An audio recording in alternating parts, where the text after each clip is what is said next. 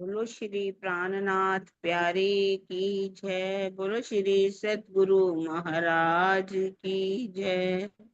पन्ना धाम की जय। सर्व सुंदर साथ की जय।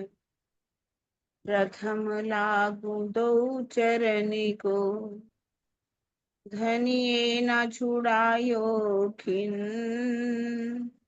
लाख तली लालेड़िया, मेरे जीव के ही जीवन। इन पांव तले पड़ी रहूं, धनी नजरी खोलो बातन।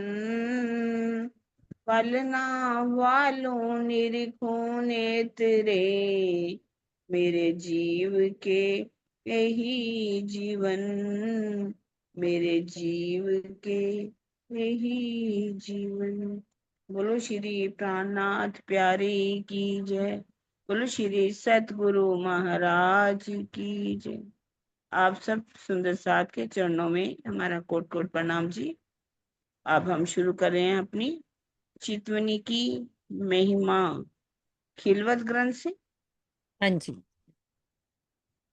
13 प्रकरण प्रकरण 13 जी। प्रकरण 13 शुरू करते हैं। चौपाई नंबर है 37। जब याद तुम्हें मैं आऊंगा, तब ही बैठोगे जाग। गए आए कहूं नहीं, सब रूहें बैठी अंग लाग। जब तुमको सखियों को मेरी याद आएगी, तो तुम तुरंत ही जागृत हो जाओगी। सभी सखियां तो मोल मिलावे में एक दूसरे से गले लिपट कर बैठी हैं। उनके कहीं बाहर जाने या आने का प्रश्न ही नहीं है। तो सखियों के नूरी तन का खेल में आना तो किसी भी प्रकार से संभव ही नहीं है। धनी के हुक्म से उनकी सुरता इस नश्वर जगत को देख रही है, और धनी का प्रेम लेकर वो ही निज धाम जाएंगी। इसे ही सखियों का आना और जाना कहते हैं। श्री मुखवाणी में इसे इस प्रकार कहा गया है। सागर ग्रंथ की चौपाई है। श्री महामत कहे अरवाहे अरस से, जो कोई आई होए उतर। सो इन स्वरूप के चरण लेके चलिए अपने घर। कर दो सुंदर साथ जी इस चौपाई का कोई भी सुंदर साथ।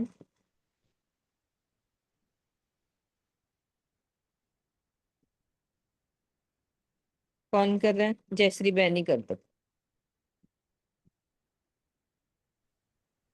राजी राजी, मेरा नेट चला गया था। आप ये पूरी चौपाई बोल दीजिए दोबारा। श्री महामत कहे अरवाहे अरस से, जो कोई आए होए उतर। सो इन स्वरूप के चरण लेके चलिए अपने घर। प्रणाम जी, कोटि कोटि प्रणाम जी। ये मेरी अंदर राज्य की तो डिस्टर्ब होगा, मुझे दूर जाना पड़ेगा।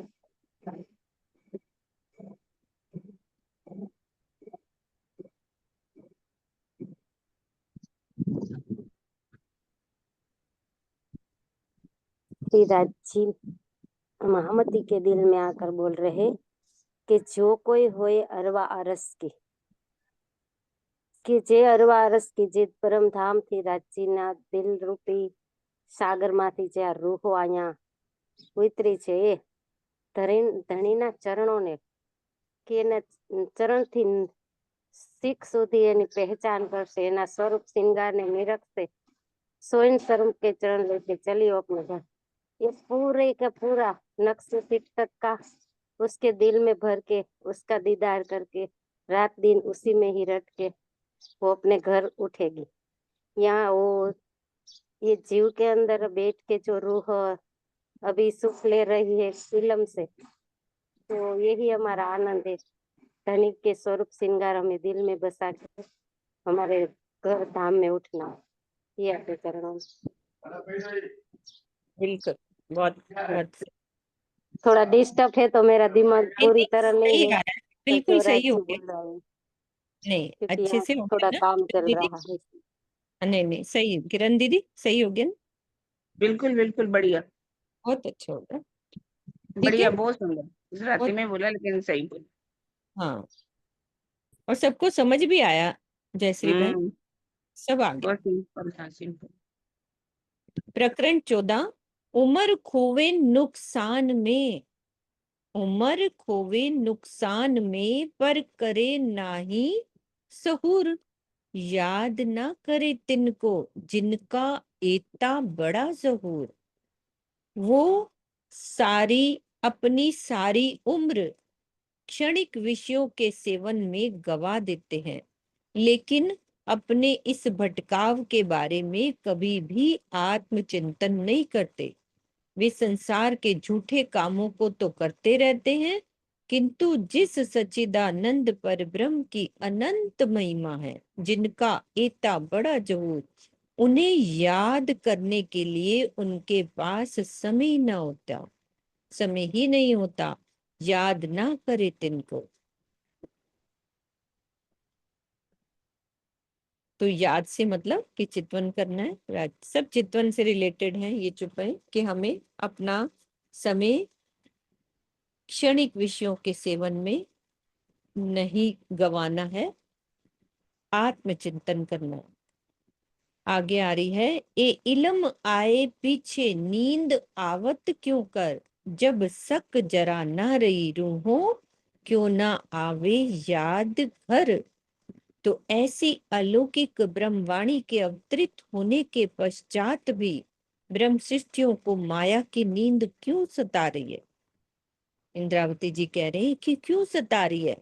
तो ये आश्चर्य की बात है कि सारे संशय समाप्त हो जाने के पश्चात भी सुंदर साथ को निज घर की याद क्यों नहीं आ रही। तो ज्ञान के क्षेत्र में परिपक्व हो जाने के बाद भी यदि हमारा ध्यान परमधाम और युगल स्वरूप की शोभा में नहीं लगता, तो जागृत होने की मंजिल दूर रह जाएगी। इस चौपाई में यही भाव दर्शाया गया है।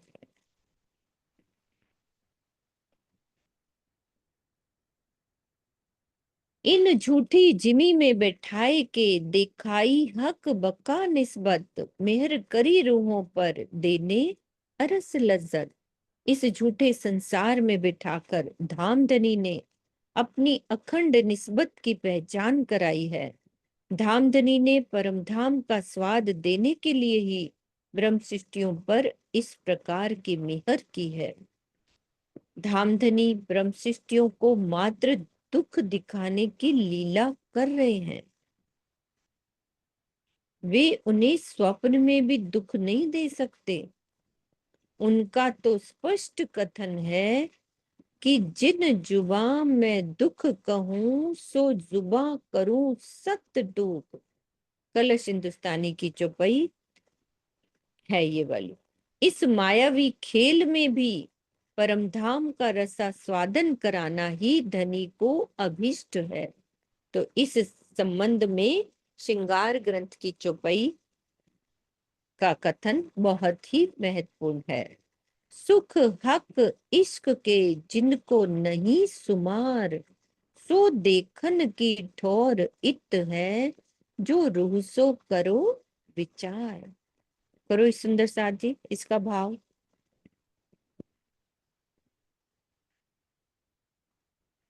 राज दीदी आप करो, नहीं तो फिर जयश्री बहन दोबारा करेंगी। नहीं, ओके, और कौन करेंगे सुंदर साथ जी, कैमरा खोलो अपना। नहीं तो जयश्री बहन को ही खोल देती हूँ। कैमरा नहीं खोला हुआ ना सुंदर साथ में।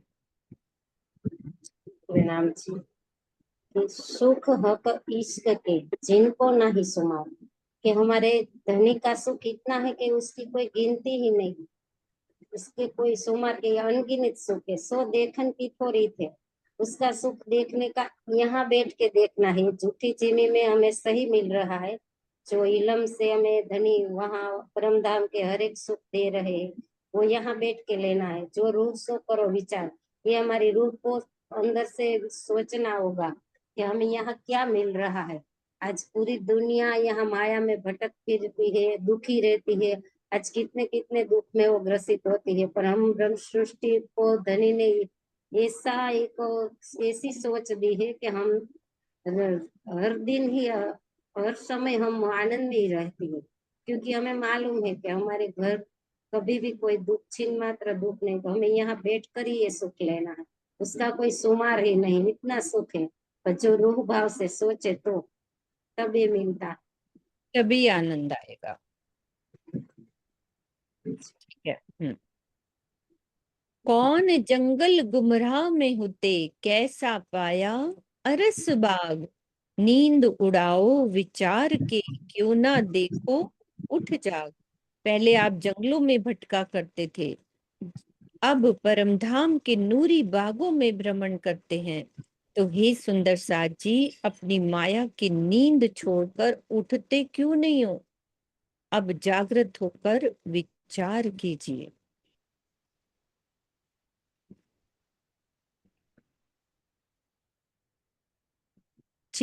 चरकीन जिमी में बैठ के कैसी लेते थे वाय। अब वाय झरोखे अरस की, कैसी लेत हो अब आए। पहले आप गंदी बस्तियों में दुर्गंधित हवा से दुखी थे, अब आप परमधाम के महलों के झरोखों से किस प्रकार शीतल मंद और सुगंधित हवा के झोंके लेते हैं, इसका विचार कीजिए। तो क्या भाव है इसके कि गंदी बस्तियों में दुर्गंधित हवा से दुखी थे? क्या इसका अंदर का भाव क्या है ना? बोलो सुंदर साजी, शशि बोलो, क्या भाव है? बोलेंगे ना तो सबका लगता है कि बिल्कुल हम चौपाई के सामने एकदम नजर रखें, नहीं तो फिर इधर चलते सुनते हैं हम। दीदी शोर हाँ बहुत सीमा। ये अच्छा, क्या? कोई नहीं, इतना शोर नहीं कुछ है। मैं शशि दीदी इनको खोलती हूँ, सीमा दीदी को। हाँ सीमा दीदी बोलो। प्रणाम आप तो जी दीदी सुंदर साथ जी। बच्चों भाई अच्छे से समझाते हो सीमा दीदी। नहीं जी, मैं तो कोशिश कर रही हूँ आप लोगों से सीख सीख के। नहीं प्रेम नहीं, प्रणाम बहुत जी प्यार सुंदर साथ जी। करते हो। यहाँ कहने का ये भाव है कि दुनिया क्या है, एक तो ऊपर लिखा जंगल है। जंगल क्या हाँ, है? जिसमें एक क्या होता है कि कौन किसको खा रहा है, मार रहा है, कोई किसी के लिए प्रेम नहीं है। जंगल है पूरा का पूरा। यहाँ पे हम लोग देख रहे हैं क्या, कोई किसी से प्रेम ही नहीं है। हर कोई एक दूसरे को गिराने में लगा हुआ है कि कैसे इसको खा जाए। जो भी बड़ा होगा अपने से छोटे को, वही जंगल राज वही होता है, बड़ा जो हाँ पावरफुल है वही। वो अपने से छोटे को मारता है। तो ये जंगल राज है, दुनिया जंगल राज ही तो है। एक तरह से जो हम देख रहे हैं इस नश्वर जगत में, ये सब जंगल राज ही चल रहा है। और यहाँ क्या है, कितनी बदबू। बदबू का मतलब क्या है? बदबू का मतलब जरूरी नहीं जो हम सूंघ रहे हैं, हम ये खुशबू नहीं है। बदबू में दुर्गंध, जो दुनिया की गंदगी है, इसमें क्या है, कहीं प्रेम की सुगंध ही नहीं है। सब तरफ बदबू ही बदबू तो है, कहीं काम की, कहीं क्रोध की, कहीं लोभ की। कोई किसी को मार रहा है, कोई काट रहा है। रोज ऐसी नई नई खबरें देख देख के क्या होता है, हमारा मन कितना दुखी होता है। तो ये सब हमें कितना अंदर तक दुखी कर जाते हैं। हम क्यों नहीं, जो एक सत्य है, अखंड सुख वाला है, जहाँ सुगंधी सुगंधी है, खुशबू भरी वातावरण है, ठंडी छांव जिसे कहते हैं, जहाँ शीतल बयार चलती है, वो हमारा घर है। हम अपनी नजर को वहां क्यों नहीं करते? बिल्कुल। ये विच- ये विचारणीय प्रश्न है। ये बार बार कह रहे हैं कि अपनी सुरता को यहाँ से मोड़ दीजिए। तो ये हमें दुर्गंधी, ये जंगल, ये बदबू, ये सब चीजें हमारे अंदर ना जाने पाए, हमारे अंदर में ही, अंदर से रोकना है। अंदर से हम वो खुशबू ले सकते हैं परमधाम के 25 पक्षों की, जो राज्य की है, सुगंधी। परमधाम के महलों के झरोखों पे बैठते हैं अपन, जैसे झरोखे बने हुए हैं ना रंग महल के, सीमा दीदी वो भी वर्णन करो। हाँ, रंग महल के झरोखों में क्या है, चारों तरफ वहां पे बाग है, नूरी वन है, जहाँ सुगंधी है, फूल बाग है, नूर बाग है। वनों की जो महक, और जो वहां की मिट्टी की भी खुशबू और महक है। क्योंकि परमधाम में क्या है, राज्य का नूर ही है। नूर क्या है, नूर खुशबू है, सौंदर्य है, एकत्व है, प्रेम है, ये सारी चीजें जो हम वहां बैठ के मंद मंद शीतल शीतल जो ले सकते थे, वो हम झरोख महलों में बैठ के जो आनंद लिया करते थे चारों तरफ देखने का, वो हम यहाँ पे बैठ के भी ले सकते हैं चितवनी द्वारा, अपनी आत्मिक दृष्टि को खोल के। बिल्कुल, बहुत सुंदर। कौन बदबोए में होते, अब आई कौन खुशबोए, सहूर अपने दिल में तौल देखो ए दोए। अब आप अपने दिल में दोनों स्थितियों की तुलना करके चिंतन कीजिए कि पहले आप किस गंदगी भरी दुनिया में रहते थे और अब आपकी सुरता परमधाम की कैसी खुशबू का रसपान करती रहती है। तो हम अपना बीता समय याद करें ना। मेन तो ये है कि पहले की स्थिति और अब की स्थिति में वो फर्क बता रहे हैं कि कैसी गंदगी में थे, अब राजी महाराज ने कैसे अपने पास रख के कौन सी वो परमधाम की खुशबू का रसपान करा रहे हैं धरे।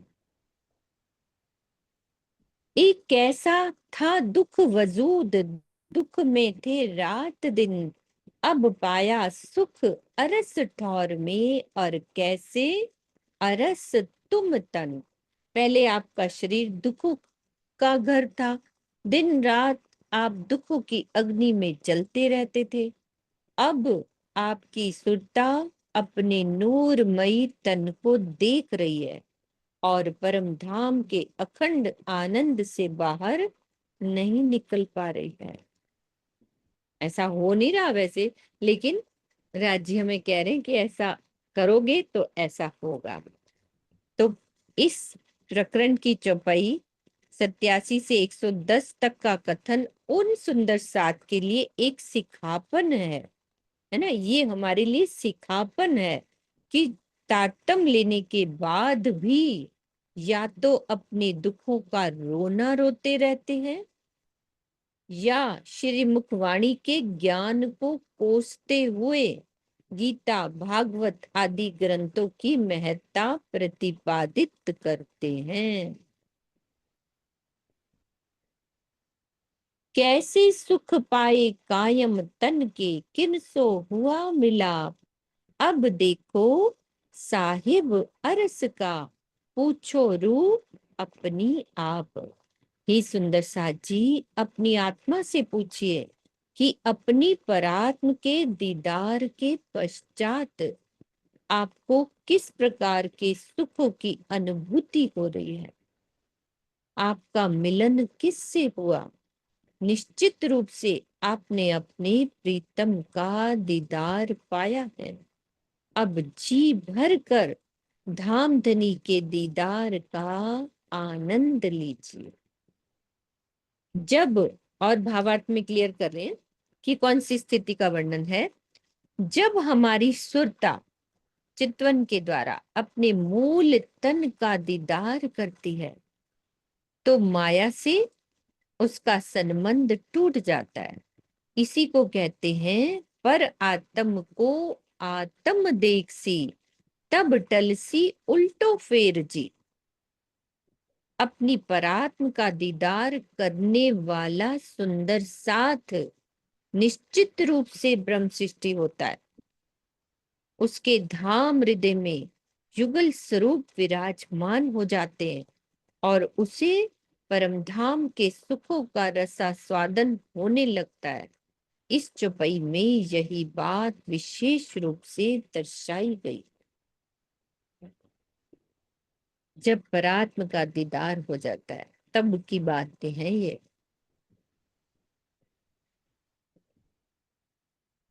कैसे झूठी निस्बत में करते थे गुजरा। बहुत प्यारा बोलती है अमर ज्योति जी। अब निस्बत भई अरस की, लेत संग सुभान। आत्म जागृति से पहले आप संसार के झूठे संबंधियों में फंसे हुए थे और किसी तरह अपना समय गुजारा करते थे। कैसी झूठी निस्बत में। हमारे बीच में वो है नीरू, 2 लाइन सुना दो, याद है तो।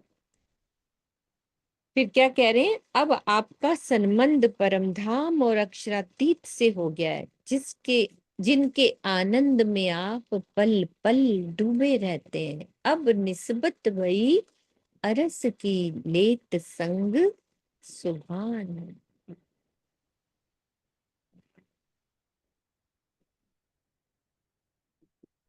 नीरू सुन रहे हो? दो नीरू है मेरे पास, दोनों को। हाँ हूँ तो सही, पर मुझे ये आता नहीं है दीदी। अच्छा, अमर ज्योति का ये सुना नहीं? अच्छा बस इतना ही आता है जितना आपने गाया है। हाँ, इतना ही बोल दे, मैंने दो ही बोल रहे लाइनें। नहीं मतलब उसका सेकंड वाली लाइन भी की भी ट्यून मेरे माइंड में नहीं आ रही है। संग सुभान बोलना, कल बोल लेना अपने सुर में। बड़ा प्यारा बोला है अमर ज्योति ने। ये आप मुझे बड़ा, लिंक भेज देना। हाँ मेरे ख्याल मेरे पास शायद होगा, क्योंकि मैं सुनती थी ये वाला बहुत। अच्छा, अब देखती हूँ कहाँ मिलेगा। मेरे ख्याल उसी में होगा, अपने निजानंद ऐप में होगा जरूर। पहनावा फना मिने, ये भी चुपाई बोली है। पहनावा फना मिने और पहनावा अरस का, कछु पाई है तफावत तुम देखो दिल अपना। हे सुंदर साथ जी, आप अपने दिल में इस बात का विचार करके देखिए कि संसार के पहनावे में और परमधाम के नूरमयी वस्त्रों और आभूषणों के पहनावे में कुछ अंतर है या नहीं? क्या अंतर है सुंदर साथ जी? संसार के पहनावे में और नूरमयी परमधाम के पहनावे में। कह रहे ना, दिल से विचार करो।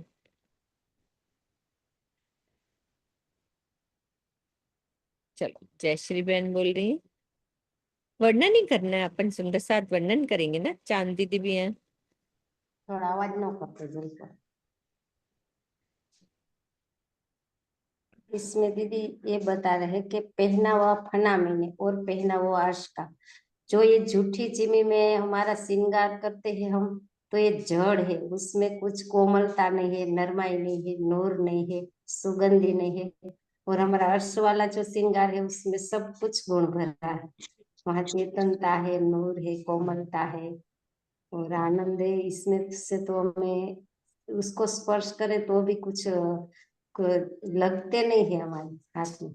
और वहाँ का तो बस धनी के इश्क ही देते हैं जो भी शोभा श्रृंगार है। कछु पाया तफावत, चौपाई थोड़ी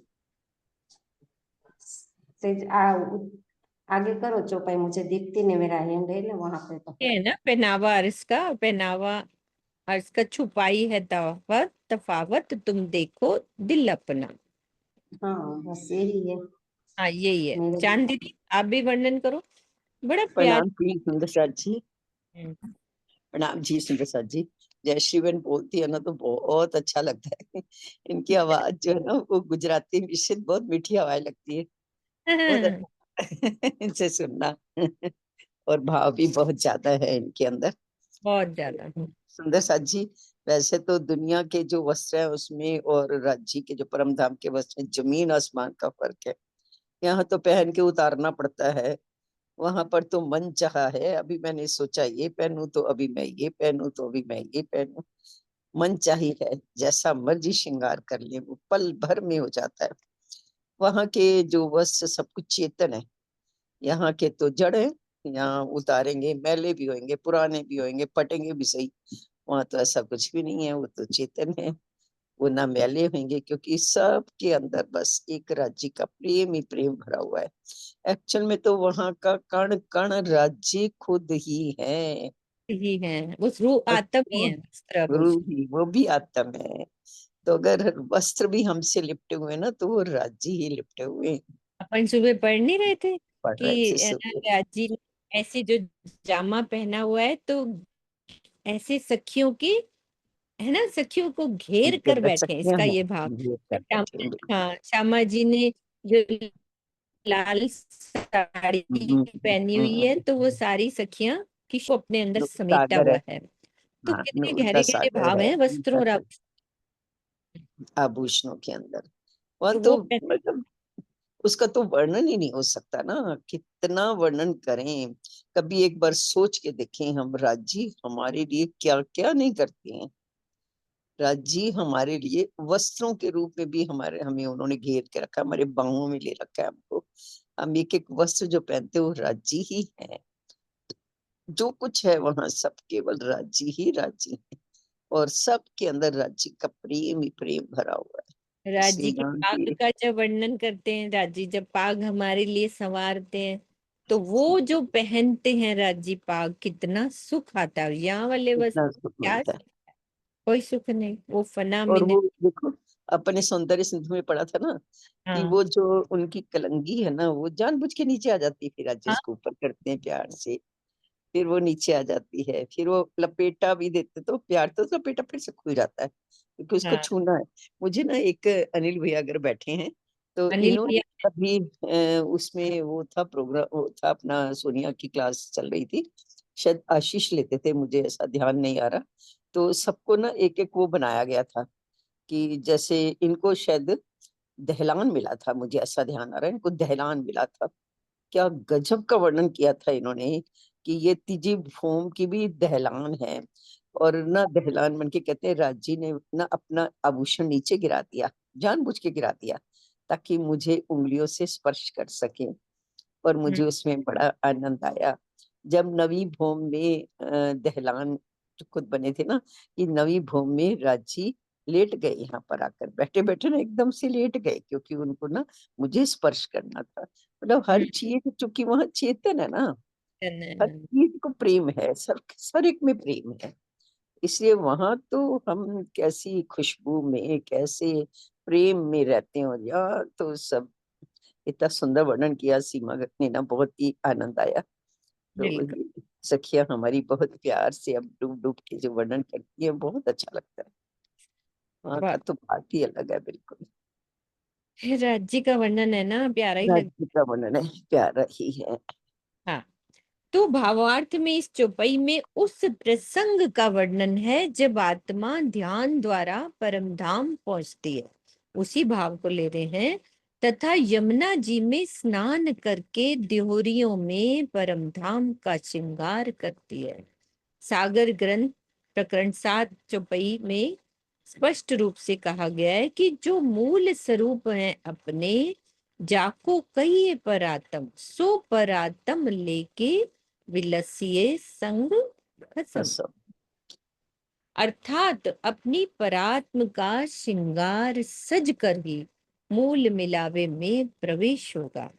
उस श्रृंगार में तथा ध्यान टूटने के पश्चात संसार के श्रृंगार में क्या अंतर है ना। वहां जो श्रृंगार हम सजेंगे, फिर राजीव से मिलेंगे, फिर ध्यान टूट जाएगा, फिर संसार में घुस जाएंगे, तो उस श्रृंगार में क्या अंतर है, इस चौपाई में यही बात दर्शाई है। ठीक है, अब चलते हैं आगे। देखो ताल नदी झूठी जिमी, और देखो अरस होज जोई, करो याद सुख दयो रूह को, दिल देख तफावत दोए। इस नश्वर संसार की गंदगी से भरपूर ताल तलैयों, नदियों एवं धरती को देखिए, और परमधाम के हौज को सर और यमुना जी की शोभा को देखिए। अपने दिल में इस बात का विचार कीजिए कि संसार में और परम धाम में कितना अंतर है। इस प्रकार ध्यान द्वारा परम धाम की शोभा में डूबकर याद कर अपनी आत्मा को शाश्वत आनंद दीजिए। करो याद सुख देओ रूह को, दिल देख तफावत दोए। प्रकरण 16 खिलवत की चौपाई 3। तीन। हुक्म हुआ इमाम को, खोल दे द्वार रोहन, आवे सब में राज में, दिल देखे अरस मोमिन। मूल स्वरूप श्री राज जी का हक की सूरत के लिए आदेश हुआ कि ब्रह्म सृष्टियों के लिए परम धाम का दरवाजा खोल दो। हुक्म हुआ इमाम को, जिससे सभी अपने दिल के नेत्रों से परम धाम और अपने मूल स्वरूप परात्म का दीदार वैसे ही कर सके जैसे मोहम्मद साहब ने शबे मेराज में किया था। आवे सब मेराज में, मतलब वैसे ही आए सब जैसे मोहम्मद साहब ने दर्शन किया था। तो श्री महामती जी के धाम हृदय में अक्षरातीत श्री राज जी, श्री प्राणनाथ जी विराजमान है। मूल स्वरूप अपने दिल में जो कुछ भी लेंगे, आवेश स्वरूप के अंदर भी वही बात आएगी जिसे हुक्म कहा गया। श्री महामती जी के धाम हृदय में विराजमान आवेश स्वरूप को ही श्री प्राणनाथ जी या आखुरुल इमाम कहते हैं। चूंकि कुरान की भाषा में एक अल्लाह ताला के अतिरिक्त अन्य कोई भी परब्रह्म नहीं हो सकता, इसीलिए इस संसार में जितने भी स्वरूप धारण किए जाएंगे उन्हें परब्रह्म के हुक्म के अधीन माना जाएगा। यही कारण है कि इस चौपाई के पहले चरण में कहा गया है कि इमाम को धाम धनी का हुक्म हुआ। तो इस संबंध में, इसी बात के संबंध में श्रृंगार की चौपाई में क्या कहा है प्रकरण 16 के, कि जो तोहे कहे हक हुक्म, तो तू देख महामत, और कहो रूहन को जो तेरे तन वाहिदत, है ना, इसी का भाव है। तो इस चौपाई के चौथे चरण में कहा गया है कि दिल के नेत्रों से देखें, दिल देखे अरस मोमिन। यहाँ ये प्रश्न होता है कि ध्यान अपने धाम हृदय में किया जाए या परम धाम में। अब चौथा चरण आया कि दिल के नेत्रों से देखें। अब कह रहे हैं कि क्वेश्चन उठता है कि ध्यान जो किया जाए वो धाम हृदय में किया जाए या परम धाम में। फिर कह रहे हैं इसके उत्तर में कि ये तो सर्वमान्य तथ्य है कि ध्यान हमेशा परम धाम का ही करना चाहिए। कैसे? हद बेहद से परे नूरमयी परम धाम में विराजमान युगल स्वरूप का ध्यान करते करते हमारी आत्मा का दिल और परात्म का दिल दोनों एक रस हो जाते।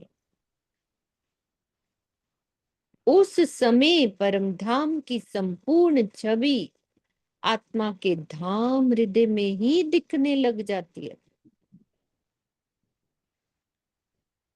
ऐसा करते करते जब एक हो जाता है आत्मा का दिल और परात्म का दिल, तब संपूर्ण छवि परम धाम की आत्मा के धाम हृदय में ही दिखने लग जाती है, जो कि इस चौपाई में, सागर ग्रंथ की चौपाई में इस प्रकार कहा गया है।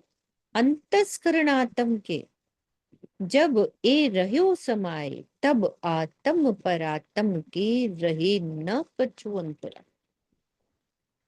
आत्मा का दिल ही आत्मा का चक्षु है। नेत्र की बात करी ना, दिल के नेत्रों से देखें तो आत्मा का दिल ही आत्मा का चक्षु है, जिसमें धनी की शोभा को बसाया जाता है। जिस प्रकार हम अपने बाह्य चक्षुओं से संसार को देखते हैं, किंतु नेत्रों में देखने की शक्ति का संबंध जीव से होता है, उसी प्रकार आत्मा के दिल में परमधाम की अनुभूति होती है। और यही कहा जाता है कि दिल की आंखों से देखा जाता है, किंतु वास्तविकता ये होती है कि आत्म दृष्टि ही परमधाम का दर्शन करती है। कितना अच्छा क्लियर कर दिया इस बात। ठीक है सुंदर सा जी, क्लियर है ना?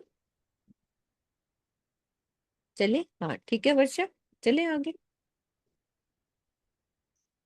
इलम मेरा लेके निसंक दुनी से तोड़, इलम मेरा लेके निसंक दुनी से तोड़, सोई भला इश्क जो मुझ पे आवे दौड़। जो आत्मा मेरा तारतम ज्ञान लेकर संसार की परवाह ना करते हुए मुझे पाने के लिए दौड़ती हुई आएगी, उसी का इश्क सच्चा माना जाए।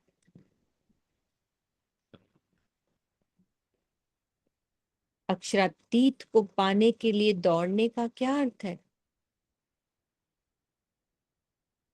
दीदार करने के लिए प्रेम में डूबकर ध्यान में लग जा।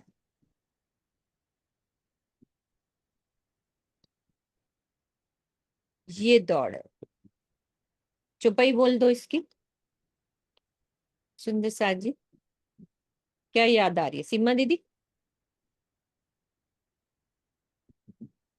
भैया नहीं आती ज्यादा।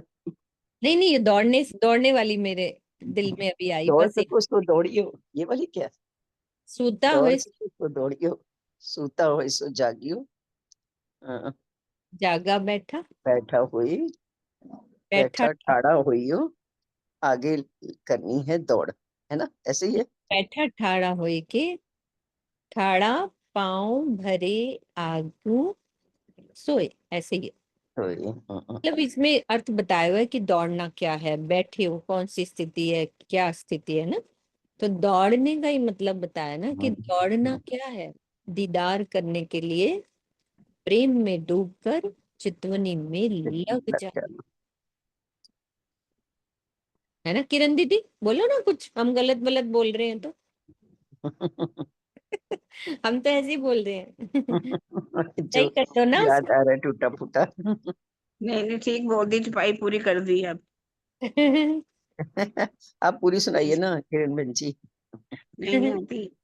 पता है क्या, ये बच्चों को इतना पढ़ाती पढ़ाती डूब जाते हैं ना बीच में। नहीं नहीं, मैं सुन रही हूँ, जब देखा पूरी हो ही गई तो फिर क्यों। फिर क्यों बीच में बोलूं? नहीं, सूता होए सो जागियो, जागियो बैठा होए, बैठा ठाड़ा हुइयो, ठाड़ा पग भरे आगे सोए। ज्यों तैयारी कीजियो, आगू करनी है दौड़, सब अंग इश्क लेके ये निसो वाली ब्रह्मांड ठीक फोड़। है। हाँ, यूं तैयारी। फोड़, आग जो ब्रह्मांड को फोड़, ये की कितनी तैयारी। बढ़िया बात है। निक्सो ब्रह्मांड को फोड़, सबसे बड़ी बात तो यही है। मतलब उसके आगे की चुपाई है, यूं तैयारी कीजियो, जो ऐसे वाली तैयारी तैयारी की, करनी है हमें, है ना। कभी कभी तो ना आपका बहुत थैंक यू करने का मन करता है मीनू जी। अच्छा, क्यों? मेरे राज्य का मीनू का करना, ना, मीनू का। मेरे राज्य का। ओनली हाँ, राज्य है तो उनका ही, पर आपको शोभा दे दी उन्होंने। नहीं तो हम तो कहाँ इस मीटिंग में आते ही नहीं थे। कैसे यहाँ पर इतना आनंद आ जाता है ना, बहुत आनंद आता है। सुबह की ये मीटिंग हो, ये वाली हमारी मीटिंग हो। जो है ना, हेड ऑफ द डिपार्टमेंट किरण दीदी सब डिसाइड करती है हाँ, ऊपर वो तो किरण जी तो बस, वो तो किरण ही है से। राज्य की। चलते नहीं ना वो तो। वो तो उस सूर्य की किरण ही है ये तो। बिल्कुल। वो धनी, कितनी प्यारी बात बोली ना। हम्म, सुंदर साथ जी, आनंद आ रहा है? कोई लेटे लेटे तो नहीं सुन उनको लेटे लेटे आनंद आ रहा होगा। रहे? चलते हैं आगे। हम्म, पट आड़ा बक्का वतन के यही हुई फरामोश, जो याद करो हक वतन इश्क ना आवे बिना होश। क्या कह रहे हैं कि तुम्हारे और अखंड परमधाम के बीच में माया का पर्दा है। यदि तुम अपने प्राण वल्लभ अक्षरातीत तथा निज घर का ध्यान करो, जो याद करो हक वतन, दोनों चीजें बोल देना, हक और वतन, फिर क्या होगा? इश्क ना आवे बिना होश, तो तुम्हारे अंदर इश्क आ जाएगा। आगे क्या कह रहे हैं? इश्क आए बिना तुम होश में नहीं आ सकते। ये समझ नहीं आ रही थी ये वाला मुझे चरण। अर्थात जागृत नहीं हो सकते, इश्क ना आवे बिना बिना होश। होश। कि इश्क आए बिना तुम होश में नहीं आ सकते। होश का मतलब जागृत नहीं हो सकते।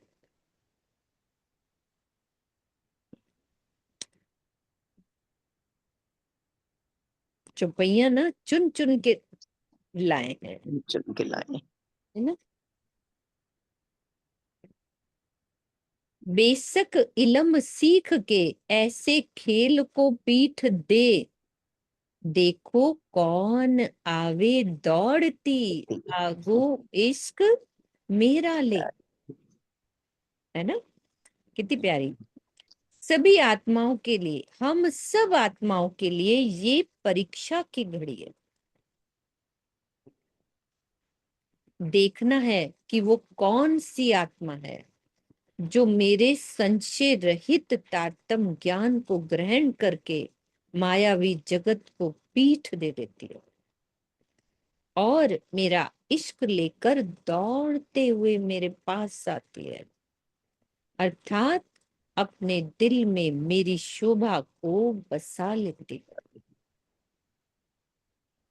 सभी आत्माएं एक साथ ही परम धाम जाएंगी। अब ये दौड़ने का मतलब बता रहे हैं। तो इस चौपाई में दौड़ लगाने का तात्पर्य क्या है? वही कि चितवनी में डूबकर अपनी आत्मिक दृष्टि को परम धाम ले जाना और अपने धाम हृदय में युगल स्वरूप को बसा लेना, ये दौड़। जब तुम भूले मुझको तब इश्क गया भुलाए, अब नए सिर इश्क देखो कौन लेके धाए लो। धाए है ना ये, हाय मतलब भागे, भाग लगाए, दौड़ लगाएगा। आए। कह रहे हैं कि जब तुमने मुझे भुला दिया तो तुमसे इश्क भी जुदा हो गया।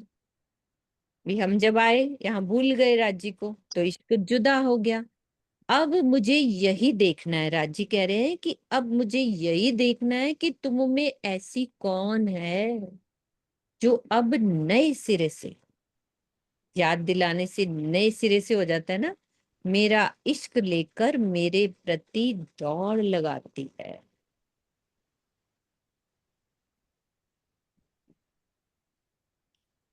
इश्क और अक्षरातीत में चोली दामन का साथ है। अक्षरातीत को भुलाकर इश्क पाने की कल्पना बालू पेर कर तेल निकालने के समान है। एग्जाम्पल कितने सुंदर बड़ा देते प्यारा देते हैं। हैं। तो ब्रह्मवाणी अक्षरातीत की पहचान कराती है, तो इश्क अक्षरातीत का दीदार करा, दीदार करा, क्या बात है। है ना। और इलम और इश्क। ध्यान की प्रक्रिया में अक्षरातीत की शोभा में ही स्वयं को डुबोया जाता है। इश्क पाने का इसके अतिरिक्त अन्य कोई भी मार्ग नहीं। बस स्वामी जी क्या कर दिया आपने। पास बिठा के ना उनसे पूछते हैं ये क्या करते हैं।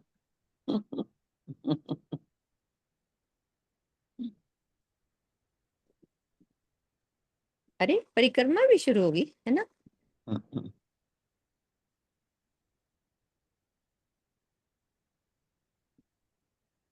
परिक्रमा वो विवर- किताब पढ़ी थी ना अपन ने, हाँ तारतम सुधा। हाँ हाँ हाँ। इसमें भी कैसा नशा था ना, बहुत अलग अलग किताबों का। बहुत बहुत। बहुत ही प्यारा था। ये तो दोबारा पढ़ने वाली है वो भी, जितनी बार सच मर्जी। में बिल्कुल। मैंने तो उसके अलावा भी चार चार पांच पांच बार और हाँ, पढ़ी है। ये तो अपनी क्लास में खूब पढ़ी है। खूब पढ़ी है हमने। झिंझोड़ने वाली है, ऐसे ये भी झिंझोड़ने वाली है। बिल्कुल। चितवनी की जो सारी चुपैया, जैसे तो ना मक्खन निकाल दिया पूरा, मक्खन चलो डाल साफ दिया। मक्खन। देखो ये ना एक जैसे क्रम से नहीं होता, पहले हमने पढ़ी तारतम सुधा, हाँ। में उन्होंने हमें झिंझोड़ा, तुम्हें क्या करना है और तुम कर क्या रहे हो। हम्म। फिर हमने पढ़ी जागनी सुधा, हम्म। फिर हमें बताया गया कि जागो। जागो। अब हमें ये कह रहे हैं कि अब प्रेम के मार्ग पर चलो, पूरा जैसे स्टेप बाय स्टेप हमें लेके जा रहे हैं आगे आगे आगे। स्वामी जी तो वहां तक पहुंचा के ही होंगे, उनका तो लक्ष्य है ना पहुंच जाना। लकीर है। ठीक है सुंदर साथ जी, परिक्रमा शुरू हो रही है। प्रकरण 3, चितवनी से संबंधित जो भी मक्खन है वो सब निकल के यहाँ है। इन ठौर शोभा जो अलेखे मेरे धनी का लाड, इन ठोर शोभा जो अलेखे चित्त सोई जाने जो देखे, मध्य बन धाम के गिरदवाए, शोभा एक दूजी पे सिवाय। इस प्रकार हौज को सरताल की अपरंपार शोभा है। इसे उसी का हृदय जान सकता है जिसने चितवनी के द्वारा अपने आत्मिक दृष्टि से देखा हो। इन ठोर शोभा जो देखिए, चित्त सोई जाने जो देखे। परमधाम के मध्य में रंगमैल है ना, जिसके चारों ओर घेर कर अनेकों प्रकार के वन आए, मध्य वन धाम के। अब देखो ये वही है, 64 धाम तकियों के अंदर।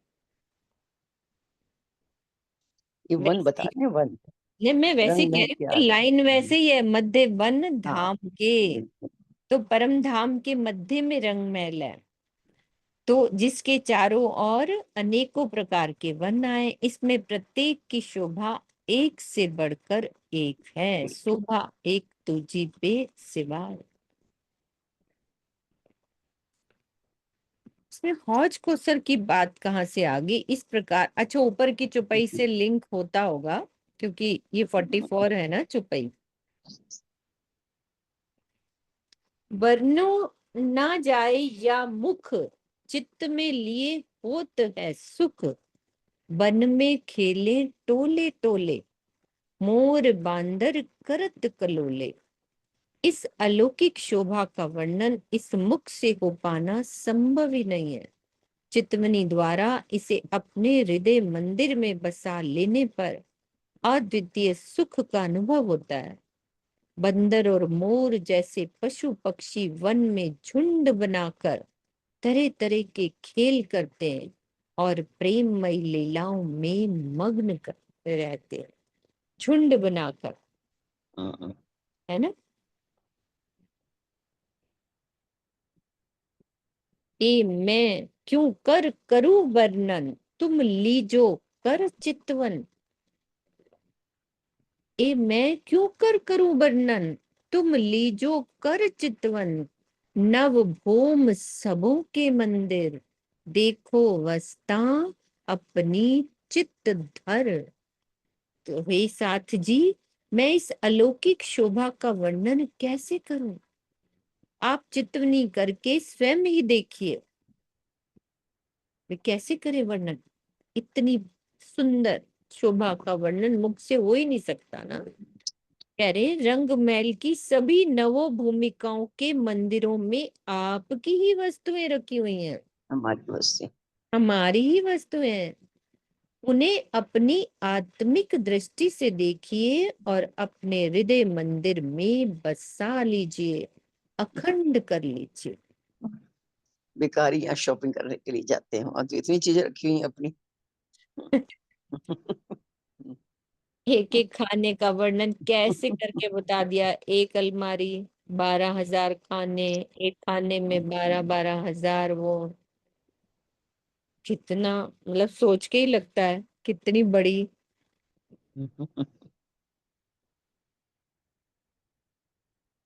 अपनी अपनी वस्तुएं देखो वहां पे। देखो रखी है हमारी।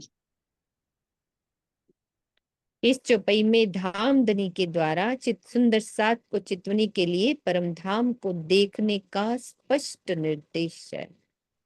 कहती हूँ करके हेत, सारे दिन की ए बिरत, तुम लीजो दृढ़ कर चित्त, अपना जीवन है नित। तो ये वही प्रकरण होगा ना अष्टपैर का जो लीला है। तो हे साथ जी, परमधाम की ये सारे दिन की लीला है, जिसे मैं आपसे बहुत प्रेम पूर्वक कहती हूँ। इसे आप अपने हृदय में दृढ़ता पूर्वक बसा लीजिए, क्योंकि यही अपना अखंड जीवन है। संसार के झूठे क्रियाकलापों से जो हमारी आयु और ऊर्जा क्षीण हो रही है, उससे हमारी आत्मा को कुछ भी लाभ होने वाला नहीं है। किंतु यदि हम निज धाम की लीला में डूब जाते हैं, तो हम स्वयं को माया से अलग परम धाम में अनुभव करते हैं, जो हमारा वास्तविक जीवन है। इस चौपाई के चौथे चरण का यही आशय है, वास्तविक जीवन। वास्तविक जीवन, जो हमारी अष्टपहर की लीलाएं हैं सुबह से लेकर रात तक।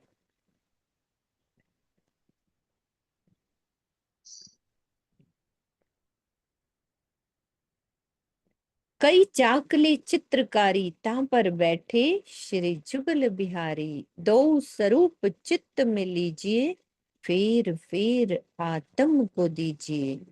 जिन दोनों चाकलों पर युगल स्वरूप विराजमान है, चाकले कौन से सुंदर साथ जी? मेरे दिल में जो आ रहा है आप भी बताओ। हाँ ज्योति दीदी। प्रणाम सीते दी।